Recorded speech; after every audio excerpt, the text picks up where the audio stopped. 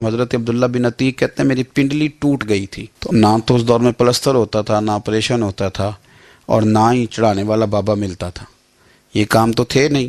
تو جن لوگوں کی ٹوٹ جاتی تھی ٹانگیں، وہ بڑی مشکل میں آ جاتے تھے، ٹانگیں چھوٹی ہو جاتی تھی، ہڈی غلط جگہ پہ جڑ جاتی تھی، یہ کئی لوگوں کے ساتھ مشکلات آتی تھی، لیکن فرماتے ہیں میں اس طبیب کے پاس گیا جو کائنات کے طبیب ہیں۔ یہ روایت آپ کو بخاری مسلم میں ملے گی۔ حضرت عبداللہ ابن عتیق کہتے ہیں جا کے حضور کے سامنے میں نے اپنی ٹانگ کو رکھا، نبی پاک نے اس پہ دست کرم پھیرا، میرے رب نے شفا عطا کر دی۔ حضرت اسید ابن حضیر رضی اللہ تعالیٰ عنہ فرماتے ہیں ساری عورتیں مجھے کالا کہتی تھی، میرا رنگ کالا تھا، بھولے آدمی تھے سیدھے سادے، جا کے دروازہ رسول پہ کہنے لگے حضور عورتیں کالا کالا کہتی، محلے کے بچے تنگ کرتے ہیں، کرم نوازی کریں۔ میرے رسول پاک نے دست مبارک فضا میں بلند کیا، فرماتے ہیں جہاں عادتاً بال اگتے ہیں وہاں سے حضور نے چہرے پہ ہاتھ پھیرنا شروع کیا اور میری داڑھی مبارک تک ہاتھ پھیرا، پھر جو بھی کہتا تھا سبحان اللہ ہی کہتا تھا۔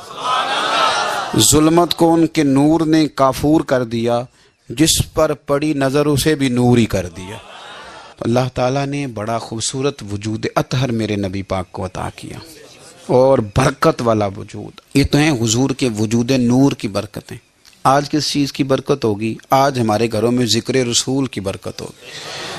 ہمارے ایک بہت بڑے عالم گزرے ہیں پاکستان میں، سید ابو البرکات شاہ صاحب، مفتی اعظم پاکستان تھے، اور یہ اعلیٰ حضرت بریلوی کے خلیفہ تھے، اور یہ اہل سنت میں مواحد اور خوبصورت ہستی تھی کہ جن پر سارے علماء بڑی آسانی سے گردن رکھ دیتے تھے، کہتے تھے سید صاحب جو کہہ دیں گے وہ حرف آخر ہے، سب مانتے تھے۔ آپ کو پتہ ہے جب انسان کی آخری عمر آتی ہے تو پھر وہ چیزیں تلاش کرتا ہے جس کی اس کی آخرت کی منازل آسان ہو۔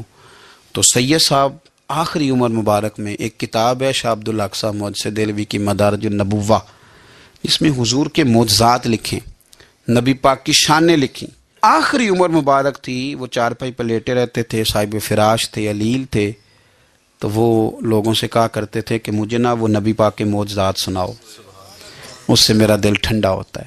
وہ کتاب لے آؤ مدارج النبوہ، میرے پاس بیٹھ کے پڑھو، تم جب حضور کے معجزات کا ذکر کرتے ہو تو اللہ تعالیٰ میرے دل کو سکون عطا کرتا ہے۔ تو یہ حضور کے فضائل، خصائل، شمائل، نبی پاک صلی اللہ علیہ وسلم کی عزت کا، حضور کے اکرام کا، معجزات کا تذکرہ، یہ مومن کے دل کا قرار ہے۔